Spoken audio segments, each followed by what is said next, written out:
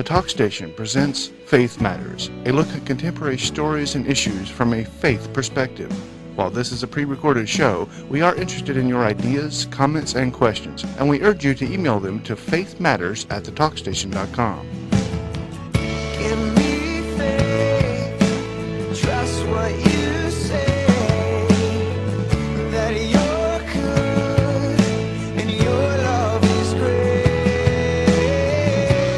I'm broken inside, I give you my life.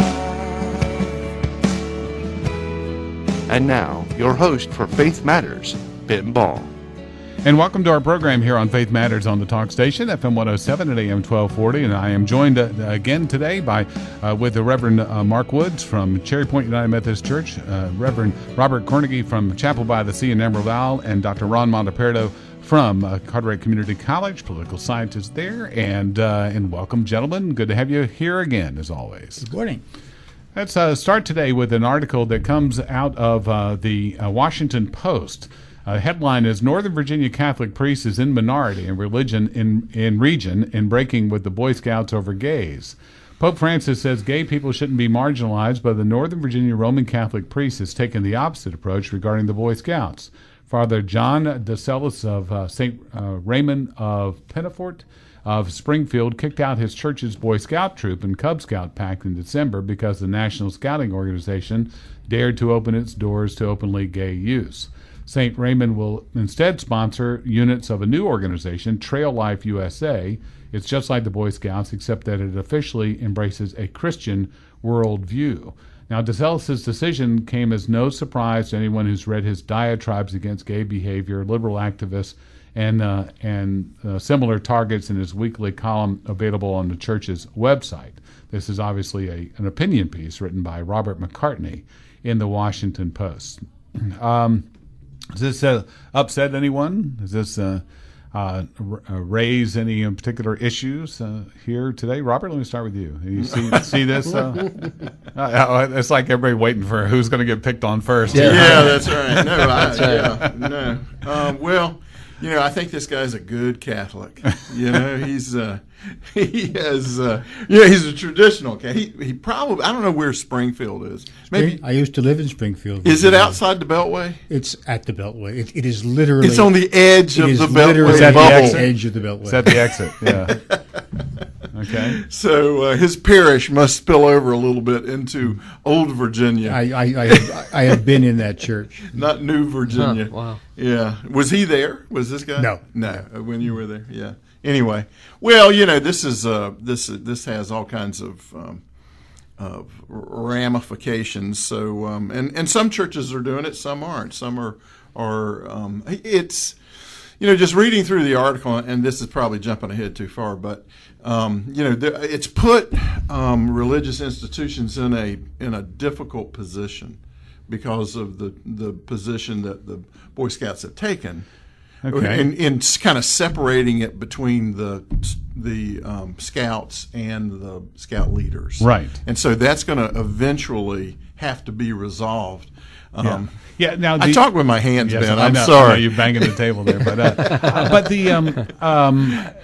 and I don't know that I'd ever read the complete resolution before until I actually looked up the Boy Scouts resolution on this, and they're when they get to the past the whereases, where they actually explain how they will still not allow self-avowed homosexuals in a leadership position. When they get to the membership, they go through a litany of things, including saying that a number of these youth are still, well, I'll read it. It says, whereas youth are still developing, learning about themselves and who they are, developing their sense of right and wrong, and understanding their duty to God is to live a moral life.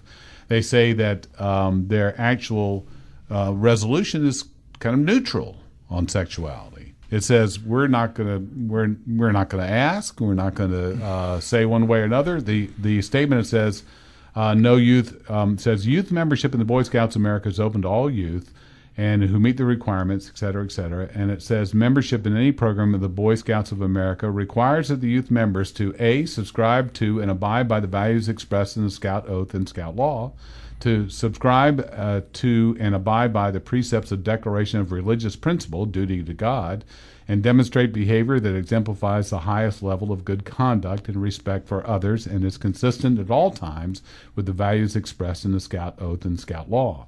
No youth may be denied membership in the Boy Scouts of America on the basis of sexual orientation or preference alone. So again, it's stating kind of a neutral position on that. And Mark, I don't know if your church has scouts in it or not. We do. We have a Girl Scout troop. Has this been a discussion with? It hasn't really been up front the way this has. I've had conversations with people in the church. I think it brings us down to kind of, I don't want to say two sides, but there has been a tradition in the church of, we're not calling this excommunication, they're calling it marginalizing. But there has been a tradition in the church that, when there is unrepentant sin in that way, I mean, some people would look at that as they need to be separated because that excommunication is a kind of grace in some way. I don't necessarily think that applies in this situation, to tell you the truth, Ben, that the Boy Scouts should be sort of excommunicated for this act. And then there's another side that says, well, how will we work with people if we just kick them out on some level? And then there's always people that say, even if we grant that, as the Catholics would, that homosexuality is a sin, I guess you really can't kick out all the sinners in your church because... Well, you can kick them all out. That's right. I mean, we just close down. I'm not sure. I think that this homosexuality issue too is more of a. There are issues in our world that are non-debatable issues. Does that make sense? That we don't really debate about. But this at this time is one of those ones in which we debate about. And so if we're going to all talk about it as a debate on both sides, I mean, you have both sides saying we want to debate about this. We want this and we want this, because it is just in fact a debatable issue.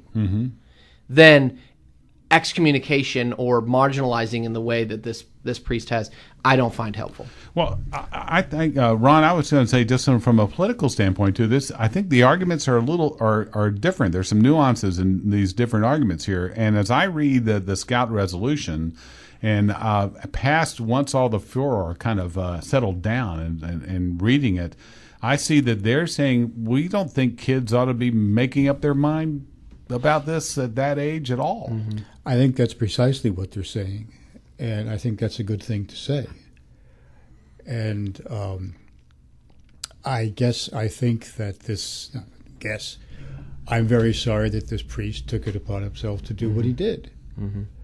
And I think it is a violation of, the Christian community at large has begun taking a second and third look at this. I don't think the debate is homosexuality a sin or not a sin. I think we agree that there's a problem with homosexuality. We've spent a lot of time, and to my mind, have made a lot of progress in dealing with the issue of how we respond to our homosexual brothers and sisters. And I think this is a retrograde step. To do what this priest has done is a step backward. Now, I'm going to take let me argue on his side for a second here, Sure. and just see where y'all fall in, because he didn't just, as the article would say, kick them out. I mean, he offered an alternative program. I mean, bringing up Trail Life as a different program. All of those kids who were in it could still be in Trail Life. Right. I mean, there may not be any in terms of what the kids accomplish and what they do and the kind of training they have. Maybe very little difference, except they will be proactive in their Christian training with the Trail Life. Yeah. I don't know anything really about Trail Life, so I can't really speak to what their policies are on this. As I understand it, and it's kind of the separation that Pope Francis has tried to get in this issue, is separating the tendency towards same-sex attraction from the action of Right. the consequences of that tendency, if you will. So, I think the Boy Scouts, when I read through it, what jumped out to me was, look, we're opposed to heterosexual activity outside of marriage, and we're opposed to homosexual activity outside of marriage. I think the dilemma for the churches, and particularly those that that believe that marriage is a sacrament between a man and a woman, is that you've just kind of boxed yourself in. Because, if you don't recognize homosexual marriage as a statement of your institution, like the Catholic Church and many conservative churches, then you've got a real dilemma. I mean, you're gonna have to deal with that issue at some point. And I think this, they obviously this is not a news article. Right. This is an opinion, and when you read it, it's an editorial, and this guy is editorializing. You can tell by his language. Exactly. And so, his position was that, sort of that slippery slope argument, this is going to be dealt with eventually. And it's going to go, this priest is going to be on the wrong side of the issue. Well, look, he's battling a difficult battle right now, and, I think I don't hold it against him. We'll have more to come in just a moment here on Faith Matters on the Talk Station, FM 107 and AM 1240. You can reach us by email, faithmatters@thetalkstation.com.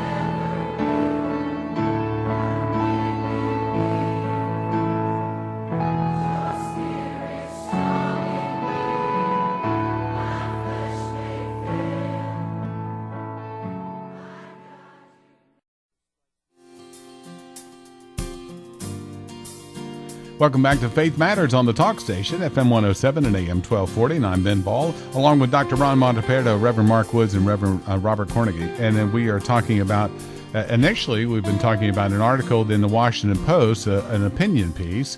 And let me go back to the author here. It is opinion by Robert McCartney, columnist with the Washington Post, talking about a church in Northern Virginia that has, in his words, kicked out the Scouts and brought in another group called Trail Life USA because of the Scouts' position on homosexuality. Now, again, the Scouts' position on homosexuality isn't stated a whole lot in this article, and that's why I went back and read some of that. But let's go back again, Robert, to kind of your position as a Catholic priest. Now, we can look at other churches that host Scouts groups as well. But Speaking specifically about, he draws on, he's the one that brought in the Pope into this in his article, about his position. Right, yeah. And again, as we've said, Pope Francis expressing some more tolerable language, as it is said, but he's also separating the intent from the action, and predecessors, Pope John Paul II did the same. Exactly. But let's look back at this priest again. Is caught in this position of whether or not to I was saying during the break that I can understand from his position, if he wants to look at the best way to minister to youth, is he under an obligation to stay with the Scouts, or if he believes there's a viable alternative that also offers the ministry either the same or better? Yeah, this gets real complicated because churches that have Scout troops generally have been doing this for a long time. Yeah, Mark Herzier's been doing Girl Scouts for a long time. Do you know? It has not been as long as most churches. I mean, our church is only 55. And Girl Scouts are different from Boy Scouts, and they have different declarations. That's right. Yeah. Right. But what I'm saying is this can be multi-generational in a church, and so that if you have parishioners who have grown up in that church and they've gone through scouting, and and they want their kids and their grandkids and to go through scouting, at that church, it becomes and so to change that is pretty interesting. It's not a small deal. No, it isn't. And I'm real curious at how involved was the the lay leadership in that process at that church. I mean, this article sort of puts it all on him, but evidently the people that I would assume that the leaders in that church, it didn't seem to be controversial in the church. I mean, Robert makes a good point, and I think we've talked about this before, if I remember correctly. But I know at our church, the leaders, in fact, the person who leads our Girl Scout troop is very active in our church, and their kids, and we have a lot. So it's not like there is our church and then there's this separate group that sort of uses our building on some level. No, they're very involved. We have Girl Scout Sunday coming up on March 9th, I think. And they're involved in the service. They're reading scripture, and so it's not as easy, I think, as just saying, well, we're no longer going to do this, because I have people that are parishioners that minister to me and I minister to. So I think Robert's point is valid, that this is a very difficult situation, probably for this priest as well, because those things go together. I mean, it's not a separate entity, on some level. Okay. To be missing something very important here, and whenever I find myself so at odds with my colleagues around this table, I think it's undoubtedly my fault. I'm missing something. Certainly it's the right of every church, the duty of every church, to uphold the things for which it stands. And if a church believes that homosexuality is a sin, then any church any organization that the church chooses to sponsor, I believe it has a right to impose certain restrictions, right, in accordance with its beliefs as a congregation, as a church, as a community. Okay. Now, if a church chooses we don't want to be with the Boy Scouts, that's okay. That's their choice. Mm-hmm. But there's still a question for the rest of us as Christians to comment upon the choice that they choose to make. Mm-hmm. And is that choice really consistent with other principles, with other things that are going on in that society, which is to say, it's kind of a debatable, as Mark says, question. Mm-hmm. Now, I guess I'm entitled to my own view on this, taking it just on the face of it all, right, that this is a backward step. I would argue further, I just imply that it's an example of clericalism, that it's a decision by a priest to do something because he thinks it's the right thing to do. And that's not my own particular view of what a church community is. And I feel that we don't, in a forum like this, we can express ourselves to that purpose. There's it's interesting. I'm looking at the church's website and went to their Trail Life presentation. Obviously, it's just very matter of fact. They're not saying anything in it about dumping the Boy Scouts in favor of this at that particular point. But it's interesting that they do, and they have a lay leaders who are in contact with, that are part of this, and who you go see. But they do have on their website, from December 8th of last year, they says, Scouting at St. Raymond's. In May of this year, the Boy Scouts of America reversed its long-standing policy on scouting membership and same-sex attraction. The new policy, effective January 1, now prohibits PACs and troops from denying memberships on the basis of sexual orientation or preference alone. Before that May 1st decision, I had publicly stated that this change would cause me to end St. Raymond's relationship with BSA. So just from that statement alone, it does sound that he as the priest, I mean, that is his purview. I'm not a Catholic, haven't been a Catholic, but I know it's much more hierarchical, generally speaking, than some other church models. But at the same time, I understand the dilemma that he is in, because with the Pope Francis's positions and the way it's been played in the media on homosexuality, the non-marginalizing position, and we're talking about homosexual tendencies versus homosexual actions. And that's where it kind of divides. And I think it really is an issue that the church the Catholic Church, and actually other churches as well, have to contend with. is that if you're saying, as the Boy Scouts say, that you can only have that sexual activity is only legitimate within the marriage vows, and if your church's position is that homosexual marriage is not biblical, then you have to deal with that at some point. You cannot say, well, we'll deal with this later on. And I think that may be the point and that's kind of the priest in the parishes are the ones that have to, the Pope can say these things and speak from that, but for the guys in the ditches, they have to contend with that. And I think what Ron's point is, though, that dilemma that you're talking about, which is very well is there, that dilemma and quote dealing with it might be better dealt with in an ecclesial context than separation from a particular institution. I think that's what Ron's saying. That, I would say that a separation of that is not helpful, I think is what Ron is saying. So, Yeah. and Ron, I would probably agree. So, I mean, Here's, you're not too at odds here. Interesting other statements from him from back on December 8th. He says, to be clear, it was my decision to not renew the charters. They were coming up on the end of December 31st is when they were expiring. And says, I in no way condemn or hold any ill will towards those who disagree with me. And he goes on about that. Mm-hmm. He says, some look at our pack and troop and see Boy Scouts of America, but I see a ministry of St. Raymond's that is partnered with the Scouts to serve our parish boys. Now that partnership ends, but the ministry will continue with a new partner. So, again, that whole idea that he sees it first as a ministry Of the church. Right. And feels that it's not best served any longer by the Scouts.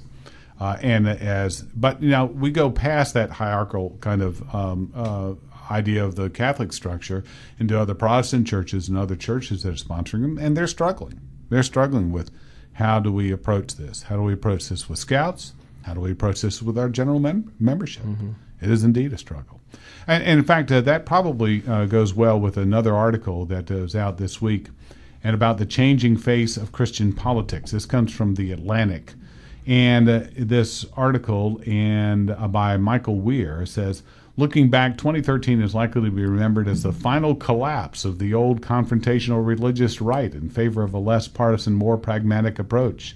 As he goes to outline the track of the religious right, so-called religious right, from the 70s and 60s and 70s and 80s and 90s into the 2000s and into the Bush presidency. And saying that that Christians are looking for some other types of leadership now. Robert, I know. Let me come to you, Ron, first of all, because deeply in the political sense of this, has he got the right track here? I mean, do you think he's following the history of the religious right and coming to conclusions that are valid? I think, from the point of view of as an observing social scientist, yes. That the tactics, the strategies simply have not worked, and it's time for a recalibration. It's leaving aside all spiritual considerations or all moral considerations. I think that people who say that we could do more of the same are deluding themselves, and I think it's just not just counterintuitive anymore. It's counterfactual. All right, we'll take a look at that more in the next segment here on Faith Matters on the Talk Station, FM 107 and AM 1240.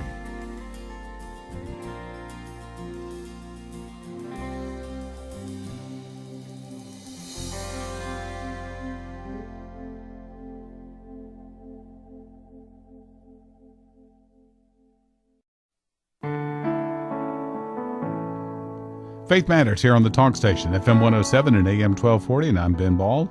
And along with Dr. Ron Montepera, Reverend Mark Woods, and Reverend Robert Cornegy, we're talking about an article that appears in The Atlantic, and it is written by Michael Weir, called The Changing Face of Christian Politics. A couple of things in this as far as his discussion, just a few sentences here. Christian political engagement is changing in this country as believers seek to untangle their faith from the worldliness of partisan politics and ideology. The melding of Christianity and partisan politics has been 40 years in the making, but the cost of that entanglement has only become clearer to Christians over the last decade.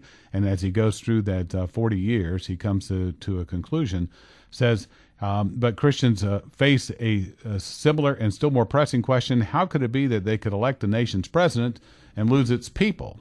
As they said, that they were Christian leaders were changing their faces, where they were no longer the religious leaders, but the political advocates like Rush Limbaugh, Glenn Beck, Ralph Reed, Tony Perkins, and becoming a different set of voices that are coming to the political fore now. So, Mark, is this an example of where politics is, and our Christians are perhaps now facing what is kind of the definitive dilemma in dealing with the political world, that it's different, that it's different from dealing with our theological world?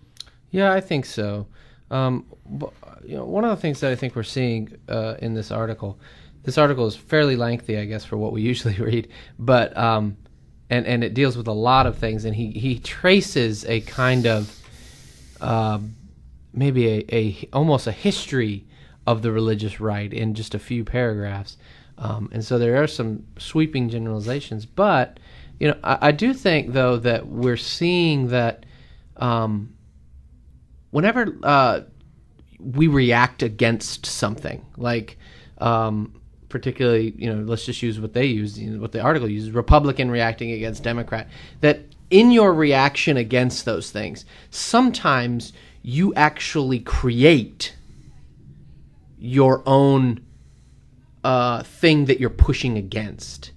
Does that make sense? So that there's not just these two solid sides that know what they are, and then they end up going against each other. But in your reaction against a particular thing, you create that thing on some level. And I think you define it. You define it. You give it its own. For instance, Democrats don't define themselves. They're defined by Republicans. And Republicans might not define themselves, but they're defined by Democrats. I think Methodism is a perfect example of this, that we didn't give ourselves the name Methodists. Yes. It was our enemies that gave us that name. And usually your enemy can look much more objectively at you and give you almost not a better characterization, but help define who you are. And I think in the church, we're realizing that is not helpful. Mm-hmm. For us as Christians to engage the political arena in that way. Well, in a sense, that might be kind of speculative. But. Yeah, but Robert, I think in politics we often call it about seizing the message, and they're that in a partisan world, it's always the fight, it's the battle over who seizes the message. And have Christians lost their ability to seize the message of the gospel in related to in the political square? It's an interesting article, and that's a good question. And there is a lot of talk about how the lack of influence that Christianity has now, or the diminishing influence. Let's put it that way. We've talked about it on air several times about how we've seen our culture turn, and that it's making a turn away from what we would say is a Christian worldview and moving towards a secular worldview, and that's been going on for many, many decades.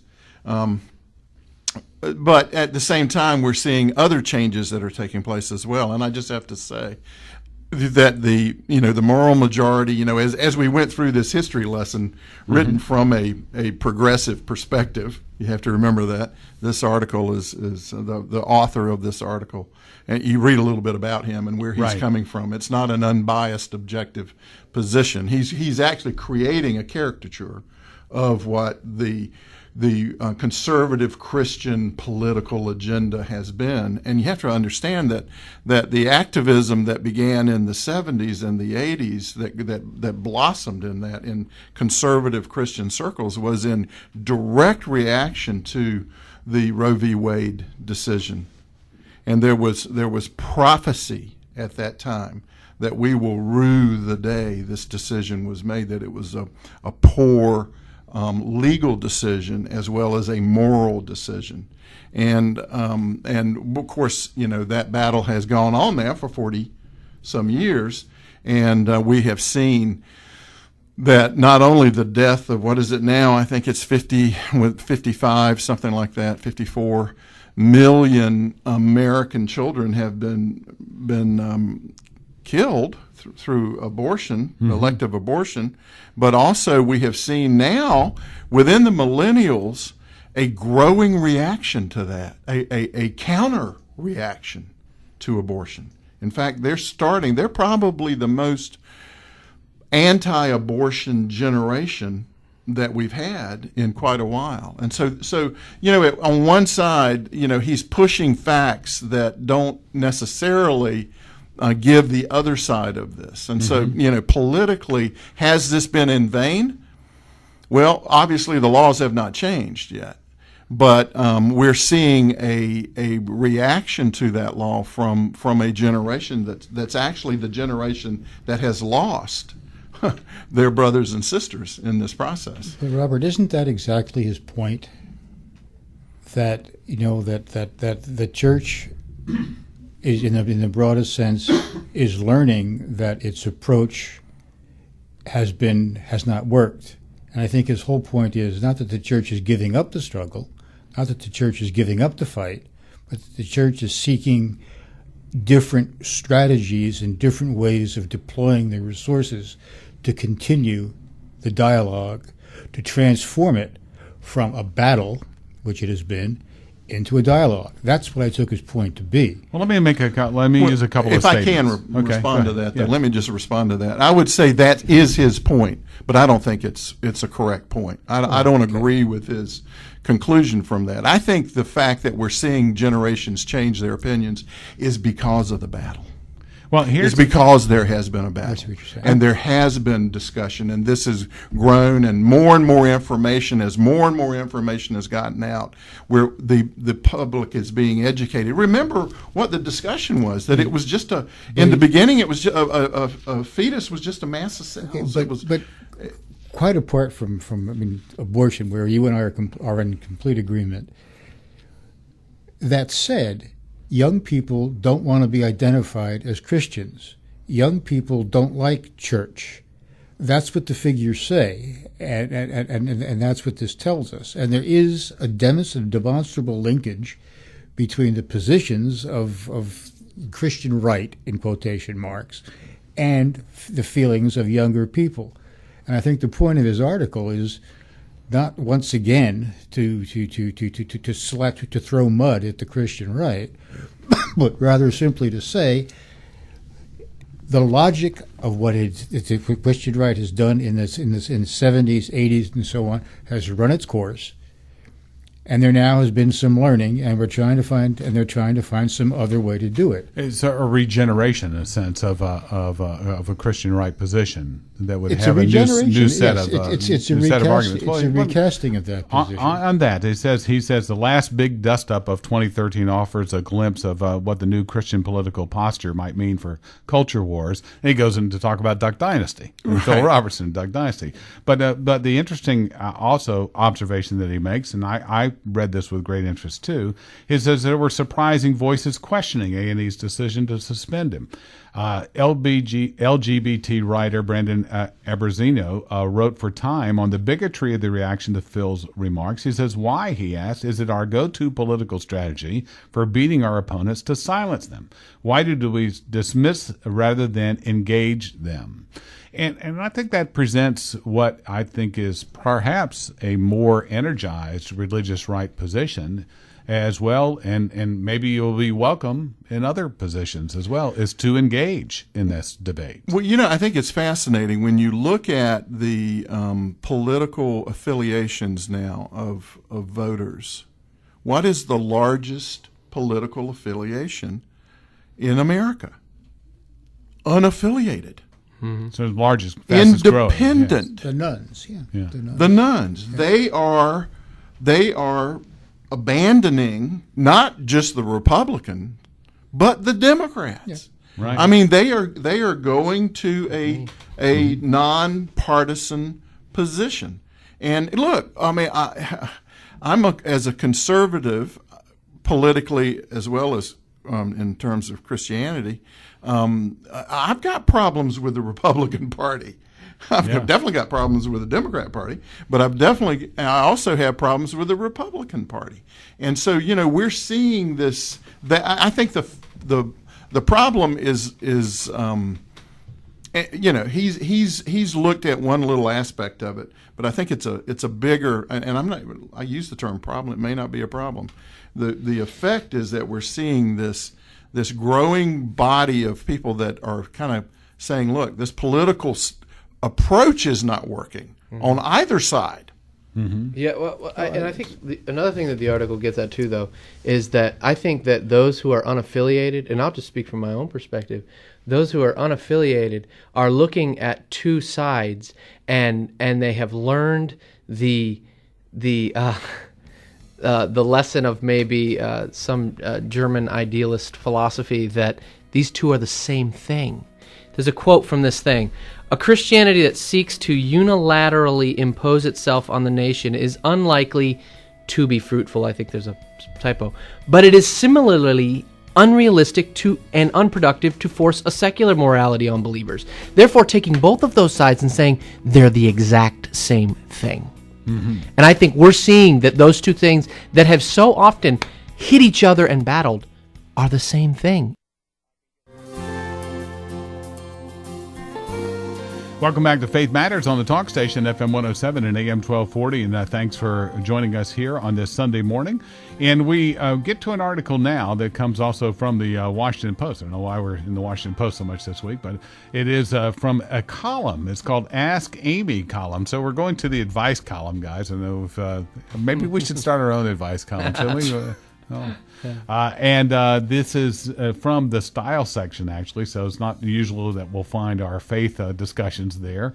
But Amy Dickinson is a columnist there. It has an advice column, Ask Amy. And the question that came to her was, Dear Amy, I'm a 12-year-old boy in a strict Italian Catholic family. Recently, I've been reading a lot of Jewish texts. I want to start conversion to Judaism after my 13th birthday in March, but I don't think my parents will be supportive. I haven't actually brought it up yet. Should I say something, or should I hold my peace until moving out of the house in 5 years? Honestly, I don't think I can wait that long.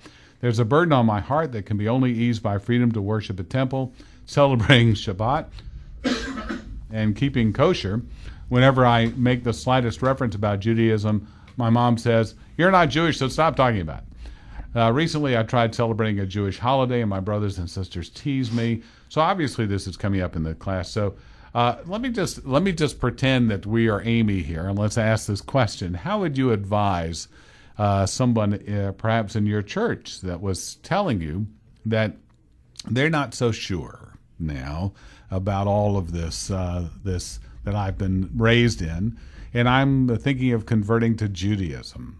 Mark, where would you start with somebody on that discussion? Well, I would say, so you've been reading Jewish texts. Which Jewish text? I'd like to read those with you. Yeah. I think that would be my exact answer. Was I would like to read those as well, the ones that you're reading, and maybe we could discuss what you're feeling. And maybe you've read them. Yes. Yeah, or maybe I've already read them, and I would probably enter into the conversation. I think at least among Christians there are different ways to look at this. Is Judaism really a conversion, or is it ecumenical? I've read some arguments about this that are Jews is the Jewish religion, if you want to call it, something outside of Christianity that must be converted to, or is it more of an ecumenical dialogue in the same way that perhaps Methodists would dialogue with Catholics or with Greek Orthodox or something? So that might also be a question to get at this. And are you essentially saying that if somebody in your congregation all of a sudden wanted to keep kosher and maybe attend the temple, that they'd eventually come back? I mean, that would be the logical. Well, I mean, conclusion? Jumping churches is not beyond us these days at all. But I definitely think that I would approach the conversation more as an ecumenical dialogue than I would as some kind of converting to a different religion. Does that make sense? And that might Yeah, put me I at understand odds that. with some of my Christian brothers and sisters. Some might call it a reversion though instead of conversion. So, Robert, where do you think you'd fall on this? Well, look, there are the dean of the seminary I went to was what we call a completed Jew. Mm-hmm. He was a Jew who had become a Christian. Messianic? Or? Messianic. Yeah, right. And so, and there is an entire, almost a denomination, if you will, of kosher Christian churches where they celebrate in a Jewish format. Now, and That doesn't mean he's going to do that, though. No, that doesn't mean that. But I think really the advice that Mark gave is that, Jesus didn't come to destroy the law and the prophets. He came to fulfill.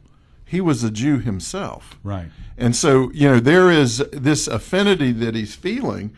Again, I'd want to know what he's reading and to be able to sit down and, as a pastor, Right. and walk through a process, and particularly at this age, because this is the significant age. This is the age of accountability. Mm-hmm. This, for the Jews, this is when they have their bar mitzvahs and their bat mitzvahs, when they become adult in their life and are recognized by the community. And so he's at a sort of a pivot point in his life. And so, I think that counsel is the way the working with that one. Yeah. And Ron, the original question that he poses though is how should I approach my parents about this? I mean, we're approaching this now. What would pastors say? But what would you say as a parent to a child who asks? Now remember, this? Ron, they're strict Italian Catholic parents, They're strict Italian, which Catholic you know about, I parents. imagine. And I would do. See, once again, I'm totally outclassed by my colleagues around the table. I guess, speaking as the son of a strict Italian Catholic, I would do the following. I would engage my son, and I would want to know why, and I would want to hear his reasons, and I would try to continue that dialogue, and wait patiently until the hormonal balance changes. And then drag him to confession. And then, not at all. Then I would simply treat it, frankly, I would treat it as a healthy indicator of an inquiring, properly rebellious young person who's trying to assert himself and so on. And if I thought he was making a political statement or he was making an emotional statement, A rebellious statement. I would do whatever I could to talk him out of it, because that's not a good reason to become a Jew. Right. I would want to see that where my son was. Sage advice. Yes.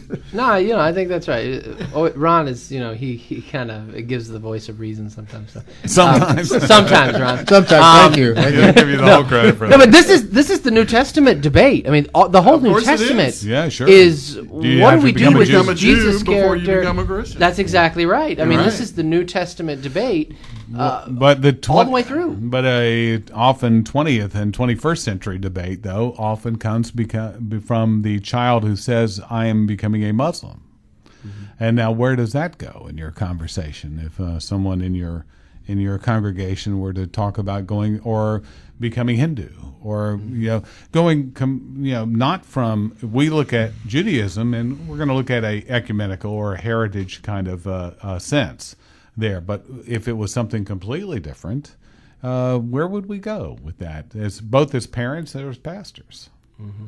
Yeah, well, look, we have a lot of Zen Baptists around, don't we? Those that have sort of Methodists who have made the trend, they have tried to, that synergism, you speaking dialectically, of bringing in and mixing in all these other positions. So, look, for a 12-year-old, a 13-year-old, someone that's in that stage of life where the brain hasn't quite completely developed yet. For the gals, they're a little ahead of us on this. We're Right. a little slower on this, on the the male side. But yeah, I mean, I think it's an opportunity now. Whether that Italian Catholic father or mother will jump into that opportunity, it sounds like so far they haven't said, let's sit down and talk about it. Yeah, it's more like just be quiet.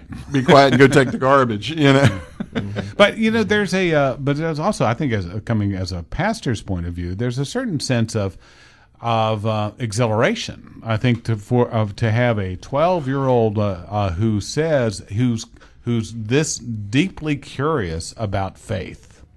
Period. And it wouldn't matter even what faith. It was just being that curious about faith. I want to know more. I think that's exactly right, Ben. And I think Ron alluded to this, that perhaps you could even couch it in the narrative of, this is God working in your life. This is God working, that you actually want to read these things, that you're looking at these things, asking that question. I mean, that's precisely, I think, how God works a lot of the time, is through texts, is through conversations with people, and through seeking. All right, so you could definitely name this, and I would as a pastor. At least I would hope I would on my good days. I would name this as God working in some level. To ask those questions, because there's oftentimes that we discover how wonderful home is. If this goes that way, we discover how wonderful home is when we go away, and then we long for home, or we find another path, other questions to ask, along with the questions that we have grown up with. But I think that for a lot of parents and even a lot of pastors, though, if they were looking at something completely different from what they know, that would be a much more difficult conversation. And I know parents that have also faced it when their child says they're a Wiccan, and they want to take on that kind of mantle. Yeah, that becomes a very, very difficult. And even with that, I think that Ron's comment still stands. That we have to figure out, well, what's going on here? Why are we thinking these things? What is motivating that kind of thing? And people think different things for all different reasons. So I think actually Ron's comment still stands when it comes to interreligious dialogue, if you want to call it that. Amy's response here was, at some point you're going to have to speak to your parents. Yeah. You're not going to be able to hold it back forever. That's right. And I think we'd all agree that dialogue must take place. I do wish we had in our Christian tradition that bat mitzvah, bar mitzvah tradition in the Jewish faith, where we have an adult discussion with our tweens and teens, as much as you can, about these things when they're starting to look for their own path. We'll have more next week here on Faith Matters. Thank you for joining us for Faith Matters. Email your comments, questions, and suggestions to faithmatters@thetalkstation.com. Give me faith, trust what you say, that you're good and your love is great. I'm broken inside, I give you my life.